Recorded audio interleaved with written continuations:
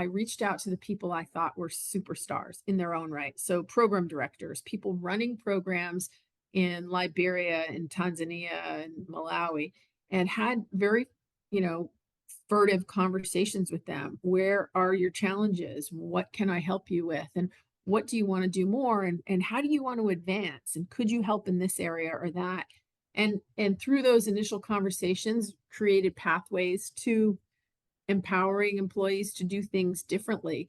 And in fact, one such conversation really happened around a relationship I was cultivating with the then program director for Africare in Liberia. And I went to in country and went to visit him and some of the programs he and I were working on together, one of which was really near and dear to my heart. It was a maternal waiting home project where Mm. pregnant moms could go to receive birthing assistance from trained nursing attendants, really helping to reduce the infant and maternal mortality rate in West Africa, which remains very, very high. So I went over to see those projects. And while I was there, I remember I left Monrovia, the capital.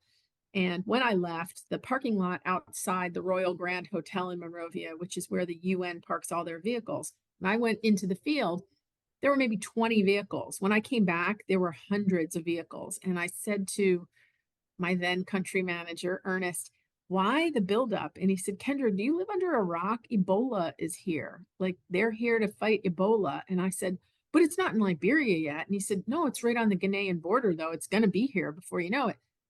That sparked a chain of events and I went back to Africare. And even though we didn't do, disease eradication or crisis management like that, I said, we can't afford not to get involved in this. And my then CEO said, you're absolutely right. We're going to have to rely on people like Ernest to really help us.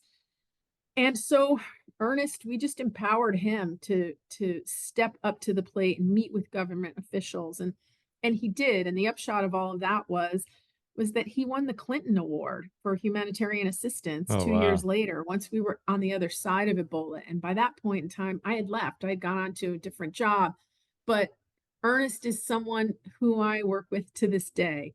And when I went to Operation Smile, 2 jobs after Africare, I encouraged Ernest to join me. He came to Operation Smile, and now we've both left Operation Smile. But I think that the ties, my point is the ties you build when you really work with someone alongside a colleague and you empower them and you help them seize responsibility, you not only help yourself, you help the organization, you help build their loyalty, their trust, their allegiance to your mission. And I think those are all things that are hallmarks of good leadership. It shouldn't be about one person. And if it is, you're gonna you're gonna run yourself into the ground. But what you're doing is also not going to be sustainable.